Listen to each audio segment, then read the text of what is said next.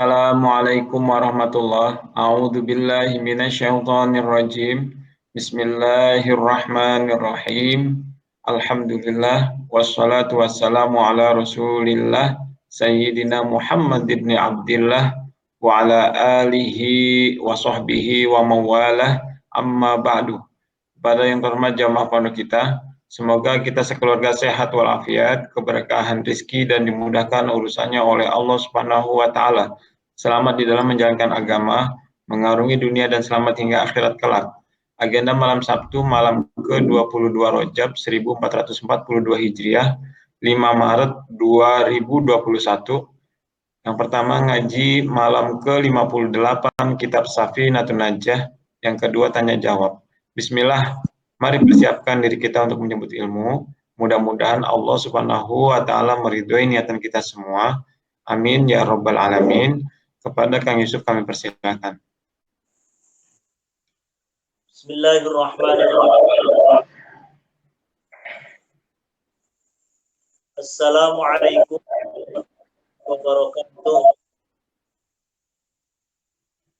Waalaikumsalam warahmatullahi wabarakatuh. Alhamdulillahi rabbil alamin. Wassalatu wassalamu ala asyrafil anbiya'i wal mursalin Sayyidina wa maulana Muhammadin wa ala alihi wa sahbihi ajma'in. Subhanaka la ilma lana illa ma 'allamtana innaka antal alimul hakim. Amma ba'du. Ila hadratin nabiyil mustafa rasulillah Muhammadin sallallahu alaihi wasallam, thumma ila arwahi jami'i ikhwanihi minal anbiya'i wal mursalin wa abaihi wa ummahatihi wa azwajihi wa alihi wa dhurriyyatihi wa jami'i sahabatihi ajma'in wa tabi'ina wa tabi'it tabi'in wal awliya'i wa syuhada'i wa salihin wal musannifin, khususan ila hadrati jami'il a'immatil arba'ah al-mujtahidin, wa nakhussu khasatan ila hadrati sultanil awliya Syekh Abdul Qadir Al-Jilani wa Syekh Syarif Hidayatullah Sunan Gunung Jati Cirebon, wa ila hadrati musannifi hadzal kitab Syekh Al-Imam Al-Alim Al-Fadil Salim bin Samir Al-Hadrami wa Syekh Nawawi Banten, Syekh Saleh Darat Semarang, Syekhuna Khalil Bangkalan, hadrati Syekh Hashim Ash'ari wa hadrati Syekh Maimun Zubair, hadrati Syekh Junaidi Anas wal Habib Hud bin Muhammad bin Umar bin Yahya, Yai Abdul Rahim Ahmad, Kiai Faqih Imam Sarang Rembang, Syai'ul lillahi lahumul Fatihah. A'udzu billahi minasy syaithanir rajim. Bismillahirrahmanirrahim. Alhamdulillahi rabbil alamin. Ar-Rahmanir-Rahim. Maliki yaumiddin. Iyyaka na'budu wa iyyaka nasta'in. Ihdinas siratal mustaqim. Siratal ladzina an'amta 'alaihim ghairil maghdubi 'alaihim waladdallin. Rabbi wa liwalidayya amin. Bismillahirrahmanirrahim. Qala al-musannifu rahimahullahu ta'ala wa nafa'ana bihi wa bi'ulumihi fid dharaini amin. Faslun aqallud dafni. Pada pertemuan malam hari ini kita akan membahas tentang pemulasaraan jenazah yang terakhir, yakni menguburkan mayit. Pada pertemuan yang lalu, yakni fasal mengkafani, yakni mengkafani paling minimal adalah satu helai kain yang bisa menutupi semuanya. Sementara maksimalnya ataupun kesempurnaannya bagi jenazah laki-laki adalah 3 lapis kain, bagi perempuan 1 baju gamis, artinya kain kafan yang dibuat seperti gamis, lalu kemudian dikenakan ataupun dipakaikan seperti kerudung dan dipakaikan seperti istilahnya izar, seperti tapih.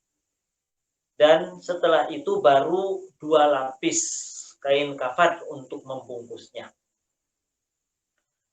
Kemudian pasal selanjutnya tentang rukun sholat jenazah.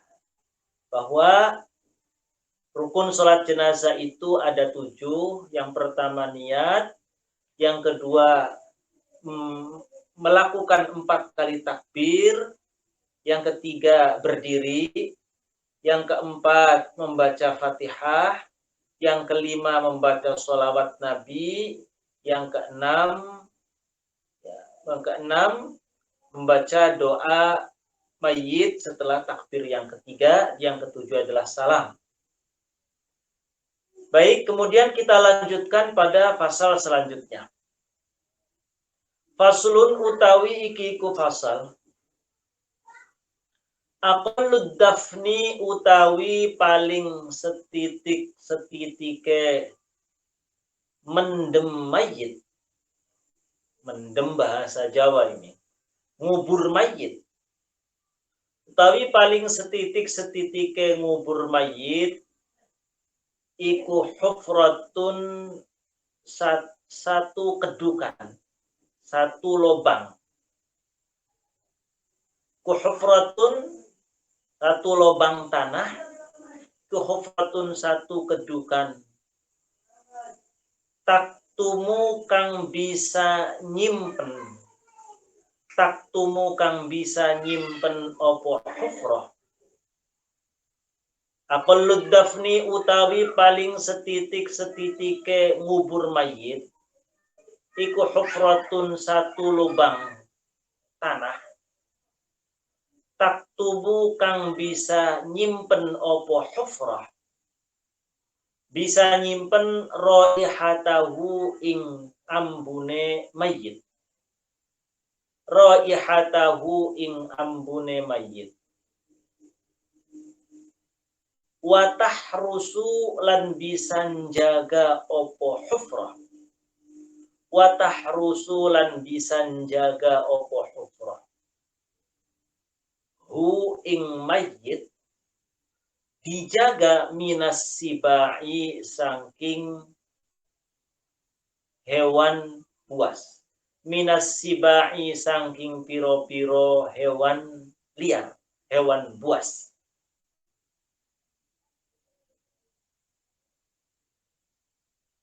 Menguburkan mayit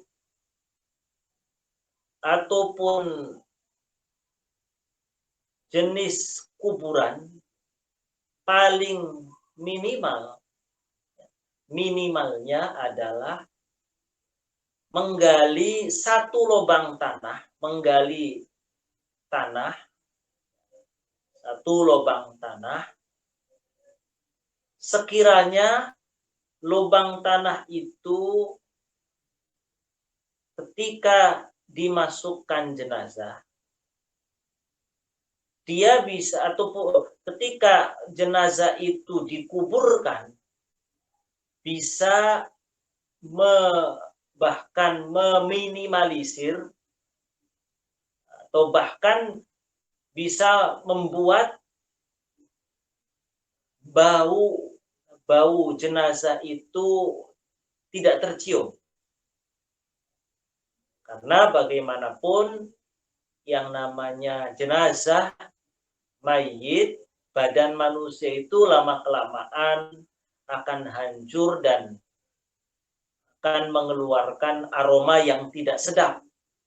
Lah, dalam kaitan itu ketika menguburkan jenazah, minimalnya lubang tanah itu bisa membuat aroma ataupun bau bangkai jenazah itu tidak sampai tercium orang di luaran, ya, orang di luaran. Jadi mau bentuk seperti apa saja, mau kotak, mau lubang, mau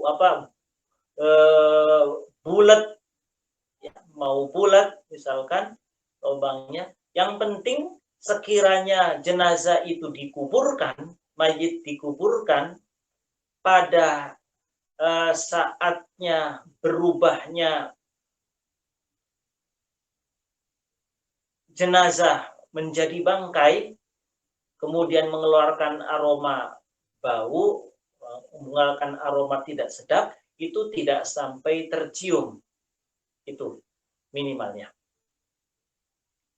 Watahrusuhu minas siba, dan bisa menjaga ataupun membuat jenazah ini tidak dimakan oleh binatang buas.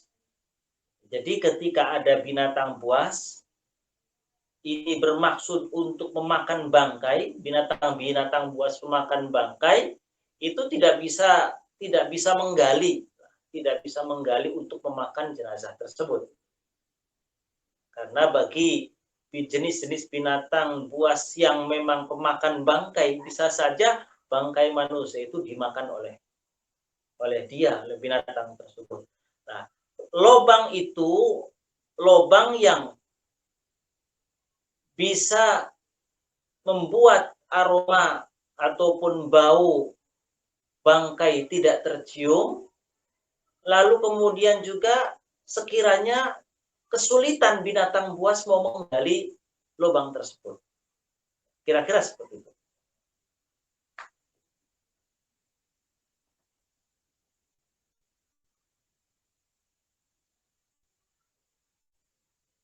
Wal wajibu minal qabri ma yamna'u dhuhura raihatil mayyit.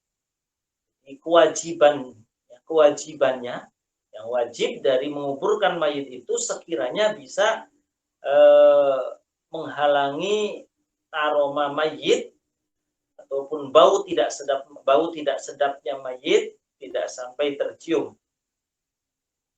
Fatu'dhi al-ahya'a, yang bisa membuat orang-orang hidup tidak mencium bau tidak sedap. Wa kharaja bil hufrah ma law wudi'al mayyit ala wajhil ardi aw buniya 'alal ardi haitsu lam yata'adzar al haq wa illa kafa. Kalau tadi permasalahannya menggali tanah digali. Mayit ditaruh di dalam tanah. Sekarang kalau misal jenazahnya ditaruh di atas tanah, lalu diuruk, ya, diuruk, dipendam, tapi di atas tanah, bukan menggali lubang, tetapi si mayitnya ditaruh di atas, kemudian diuruk, dibuatkan bangunan, atau saya pernah melihat pemberitaan di salah satu televisi di sebagian daerah di luar Jawa, kalau saya tidak salah daerah Irian atau apa, itu ada tradisi ataupun budaya mayit itu ketika ada mayit itu ditaruh di dinding gunung, di dinding gunung atau perbukitan, kemudian dilubangin, lalu kemudian mayitnya ditaruh di situ. Kalau memang ditutup,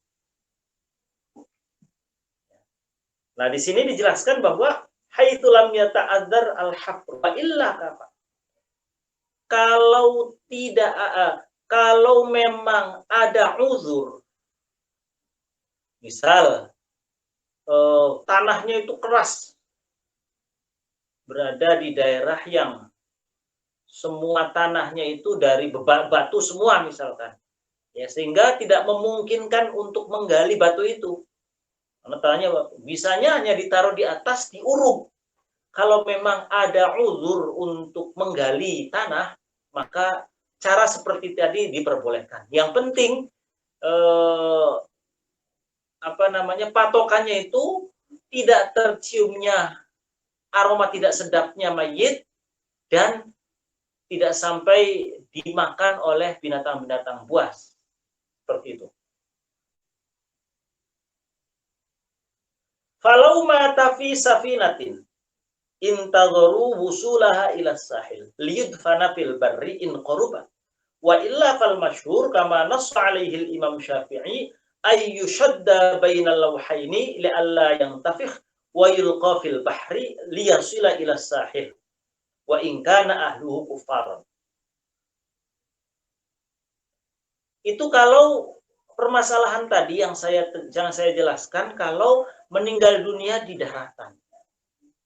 Sekarang kalau meninggal dunia di tengah laut, seperti di zaman sekarang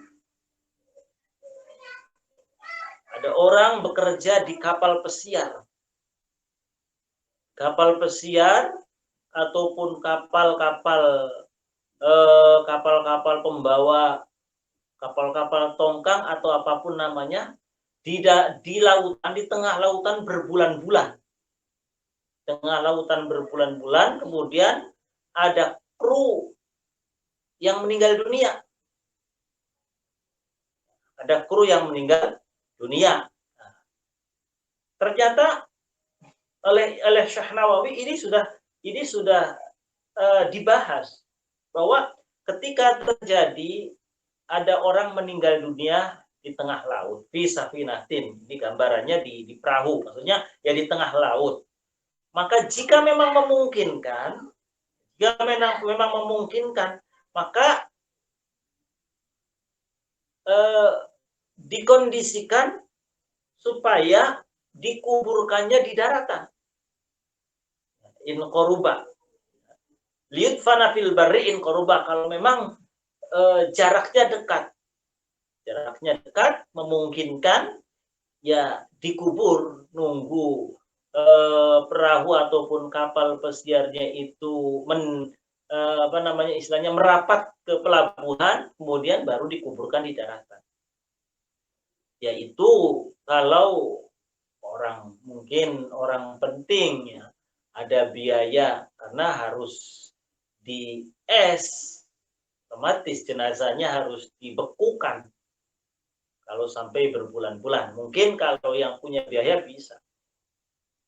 Tapi terkadang yang tidak memungkinkan karena harus keluar biaya, sementara yang meninggal dunia itu karyawan biasa. Maka seperti apa caranya? Di sini jelaskan bahwa ketika terjadi kasus seperti itu, ayyushadda baina lawhaini la'alla yang tafiqhu wa yulqa fil bahr. Di caranya ngambil papan, ya, 2 papan, kemudian jenazah itu diikatkan di papan, ya, diikat di atas papan, kemudian dihanyutkan. Harapannya terbawa oleh ombak, kemudian sampai menepi ke pantai, sehingga nanti bisa ditemukan oleh orang-orang. Tuh, harapannya bisa ditemukan oleh orang di daratan, yang bukan di laut, ya, di tepi pantai.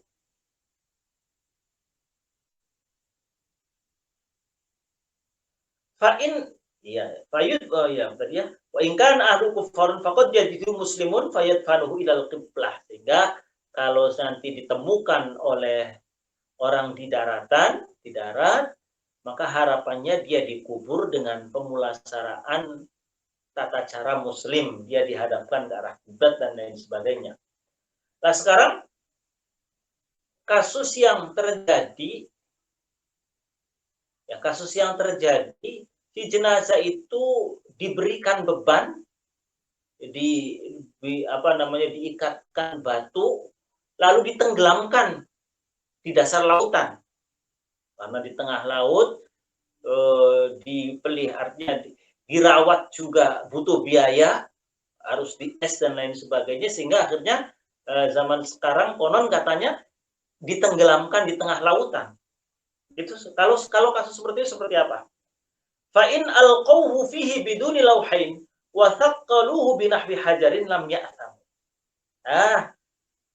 jika memang orang-orang di tengah lautan itu kesulitan untuk mengkondisikan dikuburkannya nanti di daratan, sehingga akhirnya memutuskan untuk ditenggelamkan di tengah laut, akhirnya ditenggelamkan supaya masuk ke dalam dasar laut, itu boleh apa tidak? Diberi beban batu, wataqaluhu binahwi hajarin, diberi beban batu supaya tenggelam. Lam ya'thamu, enggak apa-apa, tidak berdosa, seperti itu, boleh.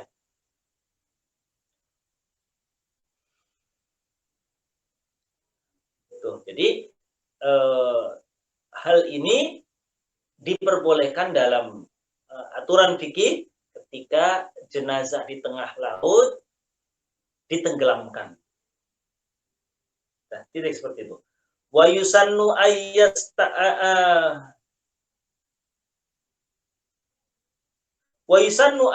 ayyastatiro atau ayyustatarul qabru 'inda dafni bi thawbin wa nahwi li'annahu rubbama yankashifu minal mayyit syai'un fayadharu ma yutlabu ikhfa'uhu rajulan kana al mayyitu aw imra'atan wa huwa fiha akidun. Pada saat prosesi, dikembali lagi ke masalah penguburan normal di daratan. Bahwa ketika prosesi penguburan jenazah itu sunnah. Pada saat memasukkan jenazah ke dalam kubur, dalam liang lahat, itu ditutupi dengan kain. Supaya apa? Khawatir ketika sedang dipindahkan dari keranda ke lubang liang lahat, ada anggota badannya jenazah yang semestinya harus ditutupi, tersingkap. Khawatirnya itu. Makanya sunnahnya ditutupi supaya orang-orang pengantar jenazah itu tidak melihat aibnya jenazah tersebut. Terlebih pada jenazah perempuan. Dan jenazah perempuan sebisa mungkin keluarga ataupun orang-orang yang berperan dalam prosesi penguburan itu berusaha untuk menutupi, dikelilingi. Biasanya kadang dikelilingi dengan kain itu ya. Dikelilingi dengan kain, tutupi ya. Seperti itu. Menguburkan jenazah di malam hari itu boleh apa tidak?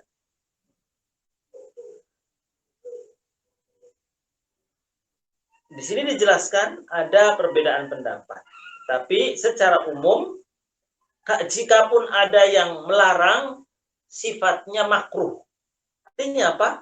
Boleh menguburkan jenazah di waktu malam hari. Terlebih apabila misalkan jenazah ini karena meninggal dunianya di luar daerah, perjalanan pulangnya juga sudah memakan waktu lama, kalau tidak cepat-cepat dikubur, khawatir bau, ya lebih baik malam hari dikuburkan. Boleh. Tidak ada kemakruhan, terutama kalau di kota Mekah, di negeri haram Mekah, tidak ada kemakruhan sedikit pun. Boleh waktu kapan saja menguburkan jenazah. Wa akmaluhu qamatun wa bastotun. Wa akmaluhu utawi paling sempurna ngubur mayit. Wa akmaluhu utawi paling sempurna ngubur mayit. Tapi paling sempurna ngubur mayit atau kuburan iku qomatun sadedek. Setinggi orang berdiri. Wa bastotun lan sapengawe. Wa akmaluhu tawi kesempurnaane ngubur mayit iku qomatun sadedek. Setinggi orang berdiri. Wa bastotun lan sapengawe. Semangat itu orang melambaikan tangan. Jadi kedalaman kuburan itu ya, kedalaman kuburan itu untuk mencapai kesempurnaan dengan ukuran kedalaman kira-kira orang berdiri dan melambaikan tangan. ya katakanlah secara umum manusia, ya orang Indonesia lah, orang Indonesia itu mungkin tinggi badannya sekitar antara 170, 160, 170 ditambah misalkan berapa 30 cm lagi, ya kurang lebih sekitar 2 meter. 2 meter lebih. Kedalamannya seperti itu.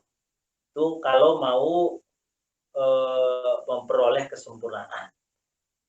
Kalaupun tidak, tadi paling tidak ukuran kedalaman yang bisa mengkondisikan aroma tidak sedapnya mayit itu tidak sampai tercium oleh orang di luaran. Gitu. Tapi kesempurnaannya, ukuran kedalaman, kira-kira orang dewasa berdiri dan melambaikan tangan.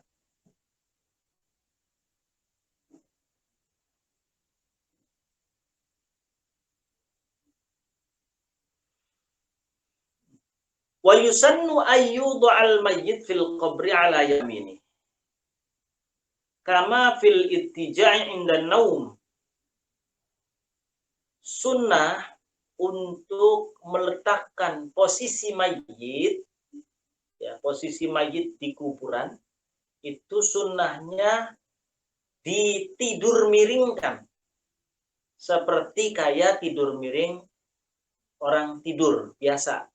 Yakni tidur miring di sisi kanan. Ya, tidur miring sisi kanan dihadapkan ke arah kiblat. Tidur miring kanan diarahkan ke arah kiblat. Di posisi sisi kanan. Falau wudi'ala yasarih kuriha. Sekarang kalau misalkan ditidur miringkannya kiri, sisi kiri sih gimana? Makruh. Selama memang tetap menghadap kiblat, makruh. Harus digali lagi, enggak kemudian dipindah posisinya sisi kiri, tidak, walam yumbas, tidak harus. Baik. Wa yudha'ulan diselehakan. Wa yudha'ulan diselehakan. Wa akmaluhu tawi sempurna yang ngubur mayit iku qamatun sadadak wabastatun lan sapengaweh kedalaman ukuran liang lahat setinggi orang berdiri dan melambaikan tangan. Wa yudha'ulan diselehakan diletakkan. Opo khadduhu pipiye mayit. Wa yudha'ulan diselakan opo khadduhu pipiye mayit diselakan alat turobi ingatase debu. Alat turobi ingatase debu. Debu itu maksudnya di sini tanah. Kemudian kesempurnaan meletakkan posisi mayit itu pipinya si mayit yang sebelah kanan yang tadi sudah ditidurkan miring sisi kanan, itu pipinya dibuka. Ya, tentu ini sekaligus juga menjawab pertanyaan dari rekan-rekan sekalian tentang masalah melepaskan tali ikatan pocong jenazah. Jadi supaya maksimal maka di tali pocongnya dilepas, kemudian pipinya dibuka, pipinya itu ditempelkan ke tanah. Ya, pipinya ditempelkan ke tanah. Ya. Wa yudau khaddu al-aiman ba'da izalatil kafni. Nah, ini jelas. Setelah menyingkapkan kain kafannya, qalahul Bujairi, setelah menyingkapkan kain kafannya dibuka, baru kemudian si pipinya ditempelkan di tanah. Ayyusannu ayyufdha bi khaddihi ilal ardi au ila nahwil labinah li'annahu ablaghu fi idhari dhulli. Jadi dalam bahasa kitab itu labinah. Labinah itu semacam tanah yang dibulet-bulet itu dijadikan sebagai sandaran, ya, sebagai sandaran. Itu labinah namanya. Nah, jadi si pipinya itu disandarkan ke labinah tadi, ke tanah liat yang dibulet-bulet, ya, tanah liat yang dibulet-bulet tadi. Tujuannya apa? Filosofinya adalah li'annahu ablahu fi idhariz dzulli.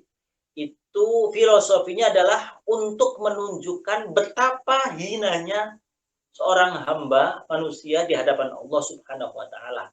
Jadi sekiranya sepipinya itu langsung ditempelkan ke tanah.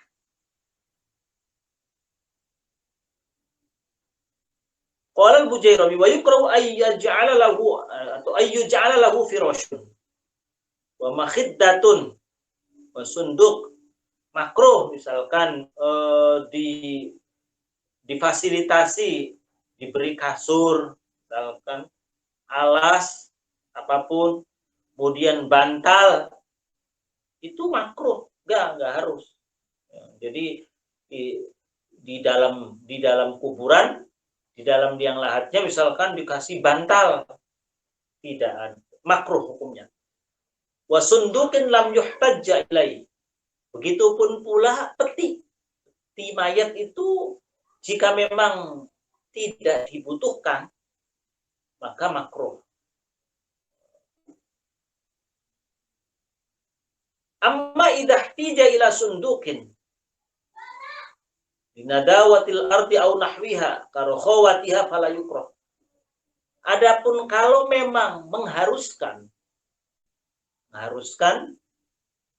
jenazahnya dimasukkan ke dalam peti sekaligus petinya dikuburkan. Ya, dalam kasus misalkan tanahnya itu kropos lah, tanahnya itu sangat rentan sekali longsor. Ya, tanahnya sangat rentan sekali longsor. Maka dikasih peti supaya terjaga. Atau dalam kasus sekarang ini ya, di kematian karena wabah pandemi COVID-19 dengan pertimbangan faktor kesehatan bagi orang hidupnya, maka kemudian si jenazahnya ditaruh di dalam petinya sekaligus dikuburkan. Kalau memang harus seperti itu maka nggak makruh, boleh.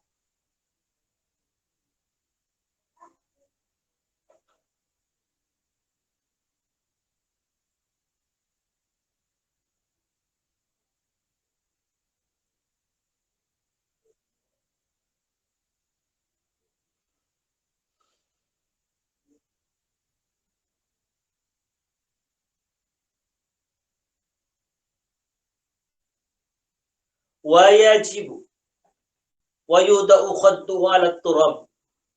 Jadi sekaligus menjawab bahwa sebenarnya memang kesempurnaan menguburkan posisi jenazahnya seperti ini. Dilepaskan tali ikatan pocongnya, si pipinya ditempelkan di labinah tadi, di tanah liat. Ataupun kalau memang tidak ada, ya langsung di tanahnya tempelin, dengan filosofi supaya menunjukkan betapa hinanya manusia di hadapan Allah Subhanahu wa taala sebagai makhluknya Allah.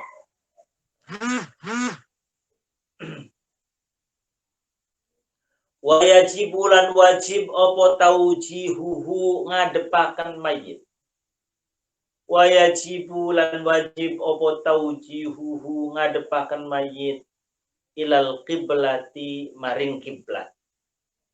Ilal qiblati maring kiblat, wajib menghadapkan si mayit ke arah kiblat. Disamakan dengan kayak orang sholat dalam keadaan sakit. Orang dalam keadaan sakit sholat bisa aja dengan tidur miring, kan posisinya menghadap ke arah kiblat. Posisi tidur miring sisi kanan.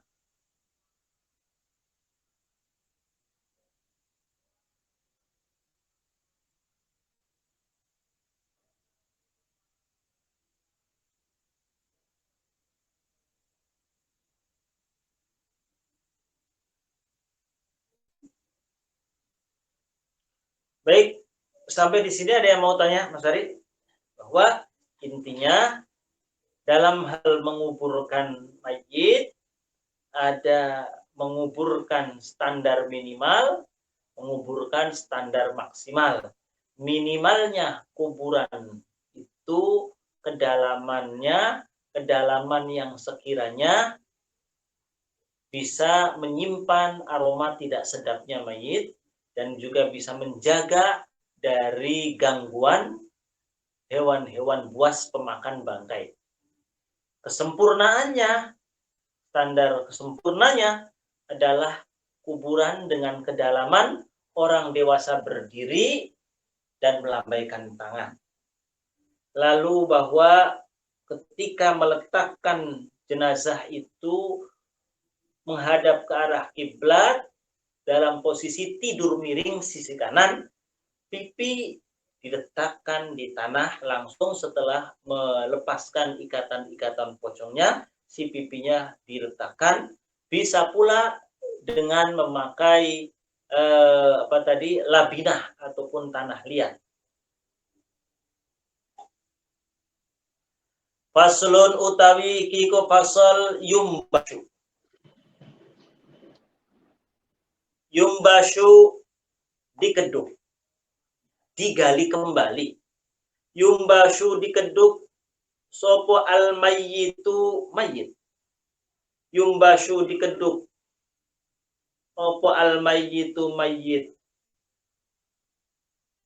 Mayit yang sudah kadung dikuburkan bisa digali kembali li arba'i khisalin kerana papat piro-piro tingkah. Li arba'i khisalin kerana papat piro-piro tingkah. Mayit atau jenazah yang sudah dikuburkan boleh digali kembali karena 4 alasan ini. Pertama, lil husli karena diadusi. Lil husli karena diadusi.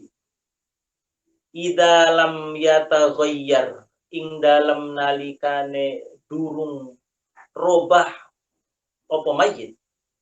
Idza lam yataghayyar ing dalam nalikane durung robah sapa mayit.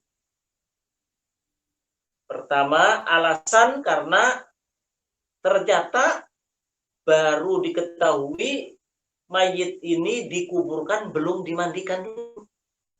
Maka alasan itu boleh menjadi alasan diperbolehkan untuk menggali kembali kuburan tersebut untuk dimandikan. Tapi dengan catatan kalau kondisi jenazahnya masih utuh, masih belum rusak. Ya. Yang kedua, walitaujihihi lan kerana ngadepaken mayit.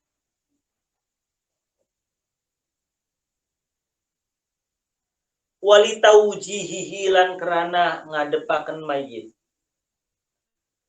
Walitaujihihi lan kerana ngadepaken mayit ilal kiblati maring kiblat. Alasan yang kedua karena menghadapkan ke arah kiblat. Setelah dikuburkan baru sadar, baru diketahui ternyata si mayit ketika diletakkan di dalam kubur belum diarahkan ke arah kiblat, maka boleh digali kembali. Walil mali lan kerana arai harta. Walil mali lan kerana arai harta. Idza dufina ing dalem nalikane dipendem opo mal. Walil mali lan kerana arai harta benda.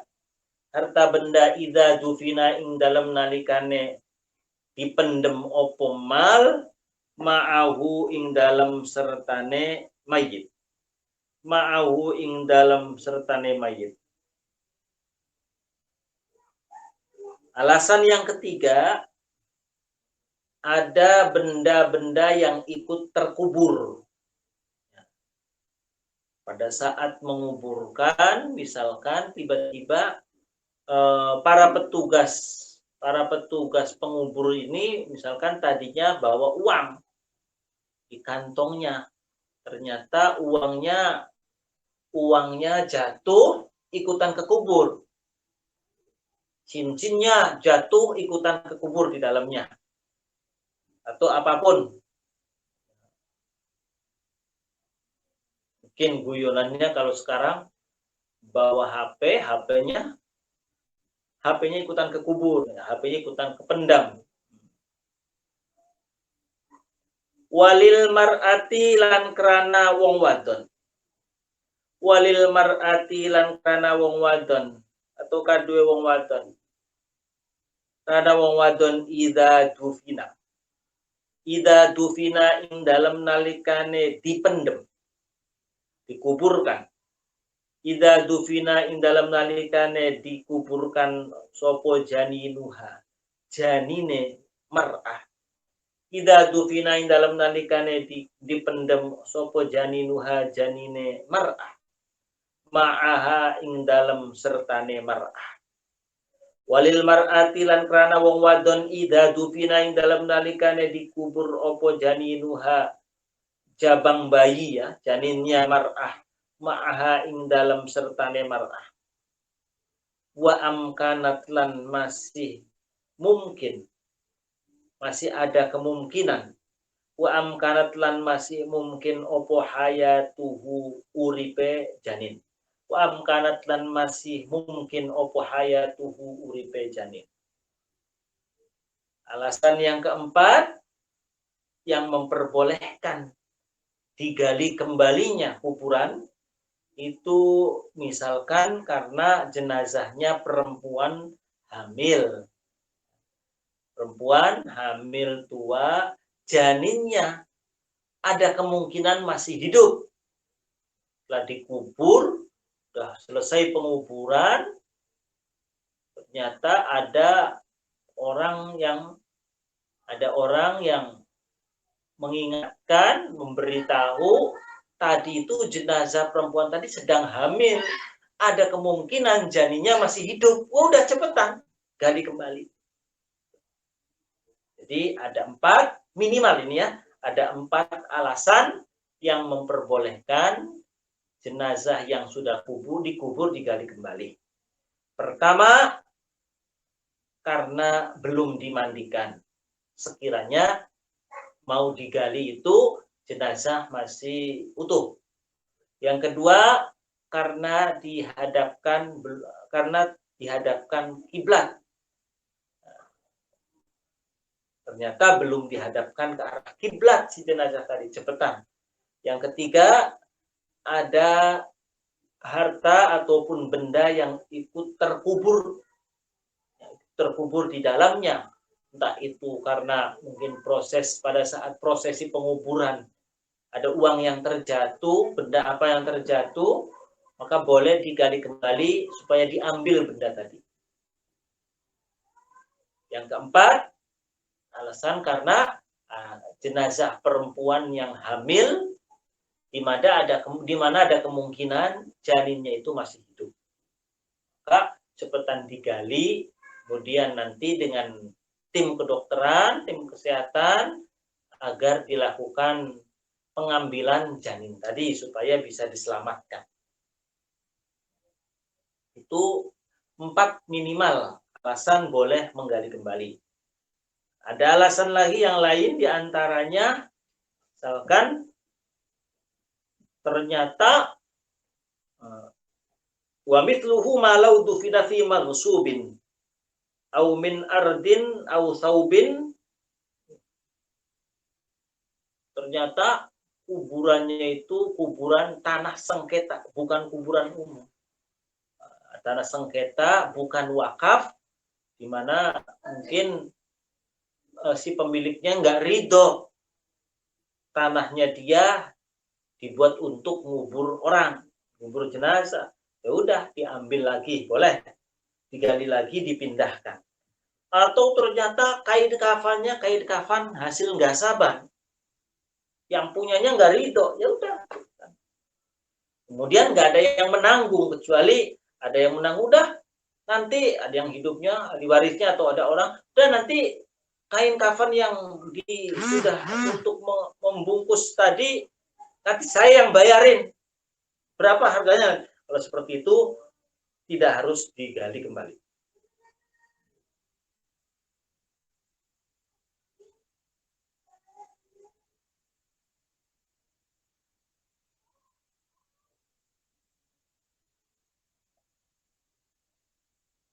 walau bala'a malan li nafsihi wa mata lam yumbash. Misalkan kasus ada orang nelen uang sampai mati, nelen uang koin, ya, nelen ketelen uang koin, akhirnya sampai mati. Uang koinnya masih di dalam perut. Apa itu harus digali kembali? Tidak.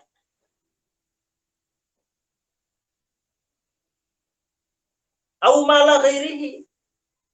Ternyata yang uang koin yang ketelen tadi punya orang lain, yang orang yang punyanya nyari-nyari dan nggak ada yang menanggung, harus uang itu. Nah, uangnya mungkin uang dinar atau uang emas mungkin, harus itu misalkan. Ya, kalau kasusnya seperti itu boleh digali kembali kemudian dikeluarkan, tentu dengan pertimbangan kesehatan dan kedokteran. Kecuali ada yang udah saya yang nanggung berapa berapa yang ketelan sama jenazah tadi sama mayit tadi, saya nanti akan bayarin, yang nggak akan ganti. Seperti itu ya tidak harus digali kembali dan tidak harus dibedah. Baik, Mas Ari, itu dua pasal yang bisa saya sampaikan pada pertemuan malam hari ini. Yang pertama pasal tentang standar minimal dan sempurnanya mengubur. Pasal yang kedua tentang alasan diperbolehkannya menggali kembali kuburan yang sudah dikubur, jenazah yang sudah dikubur. Itu Mas Ari dari saya. Wallahu a'lam bishawab. Saya tutup dengan Al-Fatihah. A'udzu billahi minasyaitonir rajim. Bismillahirrahmanirrahim. Alhamdulillahirabbil alamin. Arrahmanir rahim. Maliki yaumiddin. Iyyaka na'budu wa iyyaka nasta'in. Shiratal mustaqim. Shiratal ladzina an'amta 'alaihim ghairil maghdubi 'alaihim waladdallin. Baik, silakan saya kembalikan ke Mas Ari sebagai moderator. Bagi jemaah yang ingin bertanya dipersilakan. Pak Pur, barangkali mau bertanya, Pak Pur.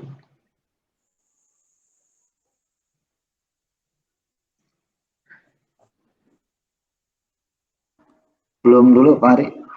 Oh iya. Pak Kirna barangkali mau bertanya, Pak Kirna. Yang kemarin pertanyaan sudah terjawab, ya? Iya, sebenarnya sih tidak sedikit ya yang saya lihat itu kalau di kuburan ada kuburan yang nggak madep kiblat gitu tuh, di kuburan umum gitu ya, kuburan yang ya sebetulnya kan rumah saya dekat dengan kuburan ya. Nah itu saya kalau masuk ke kuburan itu saya lihat ada yang mungkin karena arah tanahnya memang agak sulit gitu ya, akhirnya kuburan itu nggak madep kiblat gitu. Nah hal yang seperti itu tuh termasuk bagian dari menggugurkan mayit untuk ke arah kiblat apa bagaimana gitu? Ya, intinya sih ada pada kewajiban moral bagi orang yang masih hidup, Mas Arya. Artinya tugasnya belum selesai dalam hal kifayah mayit tadi. Kalau memang tidak diarahkan kiblat, itu pun sama dengan masalah memandikan. Idza lam yataghayyar, kalau memang kondisinya jasadnya masih belum rusak. Kalau sudah rusak ya sudah, apalagi kalau sudah bertahun-tahun. Urusan kemudian nanti ya dengan Allah, ya Allah kan Maha Pengampun, Allah Maha Pemberi maaf, seperti itu. Selama memang tidak disengaja. Ya, kalau saya lihat memang posisi tanahnya mungkin itu udah agak nyempil gitu ya, udah susah untuk dihadapkan ke kiblat gitu ya. Aku juga nggak tahu ya, yang jelas itu kuburan lama ya. Kuburan lama rata-rata itu. Ah, Ketersediaan. Iya, ternyata. Jadi itu mungkin bisa dikatakan dimaaf kali ya apa? Ya, insya Allah. Hmm. Kalau masalah kondisi darurat, kalau kondisi darurat kan tidak tubihul mahzurat kaidahnya itu ya. Tubihul mahzurat. Nah, kondisi darurat itu bisa memperbolehkan sesuatu yang semula dilarang. Hmm. Mas Okta mau tanya, Mas Okta?